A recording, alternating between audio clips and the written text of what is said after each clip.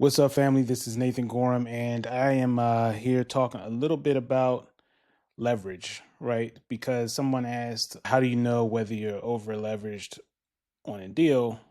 And I figured that I would just kind of walk you through some of the things to look at and how they impact your returns on a project. Okay. So I'm going to be playing around a little bit with this spreadsheet so you can kind of see. But right now I'm looking at this apartment building, which is 4 units, two bedrooms, two 3 bedrooms, and hopefully you guys can kind of follow along. But you'll see there's two bedrooms, so there's 4 total units, 1,100 and 1,300.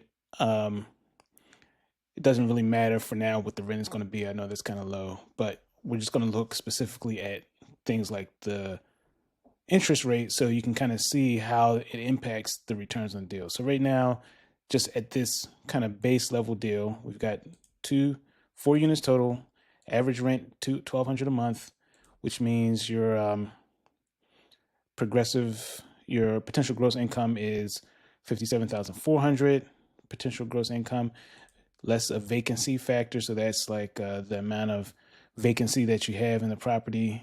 So we project that at 4.17%. Then we have your expenses for the property, 25.9%. That gives you a stabilized NOI of $40,884 per year. Okay. And then we say, okay, what's the minimum yield that we want on that 40,000? What's the minimum yield that we want that's acceptable to us for that investment? Okay.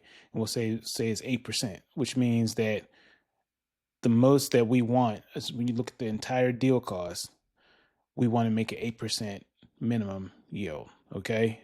This is all unleveraged right now. So that means that the total cost of the deal is going to be 511,000, which is that 40,000 divided by the yield, that 8%, which is going to give you the total cost of the project. Okay. Now we'll take the repair cost that we've estimated and we'll say, okay, out of that total $511,000, we estimate it's going to cost $478,000 to repair it, which means that the implied purchase price of that property is the $500,011 minus the $478,000, which would give you this $32,000. Okay. So hopefully this all makes sense to everybody. So we've got the implied purchase price, which means that we can't spend more than $32,000 to purchase these properties. If we believe that it's going to cost this much to fix them, this much to purchase them is the most that we can spend if we want an 8% yield on the cost. Okay. So that's kind of like the baseline assumptions. Okay. For that property. Now, this property was purchased using the vacant to value program. So I didn't have to pay $32,000 for these properties. I paid like roughly $5,000 for the property. Okay. So I'm going to make it easy, $5,000 as the purchase price, which means that the as is yield on the cost, if I pay $5,000, then my yield is 8.4%. Okay. That's the yield on the cost of the project, that $40,000. Now, what happens next? So we say, okay, if we want to purchase that using debt, and so this is as if I've purchased everything with cash. If I purchased it for cash for $5,000, I spent $478,000 to fix it up, then I would generate that $40,000 would be an 8.4% return. Now, I say, well, I want to leverage up my cost, my yield. So I don't want to just make 8.4%. I want to make a higher amount as my yield. So I decided to borrow some money, right? And I borrowed 90% of the total cost, which means I have to come up with 10%. And I borrow at 6% for 30 years. Okay. That gives me a monthly payment of $2,600 a month, or a debt service. Okay. This is the debt service for the annual debt service is $31,000 per year, which is my debt service based off of these financing requirements, financing parameters, which means I have a cash flow before taxes every year of $9,447. Okay, that's my annual cash flow before taxes every year based off of this scenario. Now, so people will say, well, how come you don't just borrow all of the money, right? Why don't you, instead of getting 90%, say I was able to get a 99% loan? And let's see what that does to my debt service and to my before tax cash flow, okay? So that takes my debt service up to $34,000 a year. And it takes my my before tax cash flow to $6,300 every year. Okay. And my debt service coverage is 1.18%. Now, most banks and most lenders like to see at least 1.25. So I've already, once I take it up this high, my debt service coverage ratio is too low. And so most banks will say, well, we can't give you that much money because now you're only making 1.18 times your debt service. And so that's not enough cushion in case something were to go wrong. Now, here's the other thing. Interest rate, say that interest rate, instead of being 6%, which is really low, say that interest rate is 8%. And let's see what happens. Now, I have a negative cash flow from the property because I have basically I have a negative interest rate. Not a negative interest rate. I have a negative cash flow because my interest rate is so high that the loan payment or that the loan cost is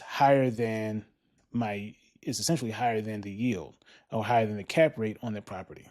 Okay, so now I'm losing money because of just the interest rate. So let's see what happens. I have an 8% interest rate. Let's see what happens if I back it down to 90%.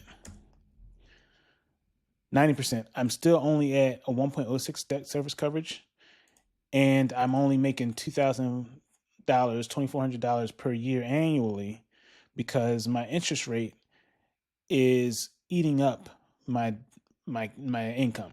Okay, so this is something where you can see, like, as your interest rate increases, the impact to the deal can be significant, especially on properties that have a lot of leverage. I mean, if you're borrowing a lot of money, then your return is especially sensitive to interest rate fluctuations and the cost of the capital. Okay. So if you borrow less, say you borrow only 75%, okay, you still have it. You now, even at an 8% interest rate, you have a debt service coverage of 1.28%. And you're still making a respectable cash flow from that property annually because you're not as highly leveraged. Okay. So borrowing money, while it may increase your returns on your equity, so now instead of having to pay to cover that entire 500 to cover that entire amount, which is $483,000. Instead of having to pay that entire $483,000, now you only have to pay 25% of that, right? Which is great, okay? And people will say, well, how come I don't just borrow it all? Well, now the bank basically owns all of the money that comes from that deal. Most of your cash flow is being generated by borrowed capital, which means that when the cash flow gets generated, the first thing that gets paid back is the borrowed capital. And you are kind of in second position to the financing, which means that any money that trickles out after the financing is paid comes to you. But if your financing is so high, there is no money that will trickle out of the deal after the financing gets paid. And so basically you'll be working for the bank, essentially, paying back the financing for that property. So that's essentially a conversation regarding how leverage or how borrowing money impacts the deal. And so I don't know if the proper term is over leveraged or not, because everything is based off of your specific goals. Some people may even accept negative. I wouldn't, but some people may accept the negative cash flow for certain reasons. Like maybe they're looking to um, assemble properties, and so that property that has a negative cash flow is being wrapped into a larger deal, or they believe that the property is going to appreciate, and so they're looking at a big capital event at the end of the the renovation or what have you, or stabilization. And so that's another thing to think about as well, is that it's not just um, the returns are not just impacted by this IRR here, this 13% is not just impacted by the cash flow, it's also impacted by the value at the sale and how much this property is worth when you sell it. So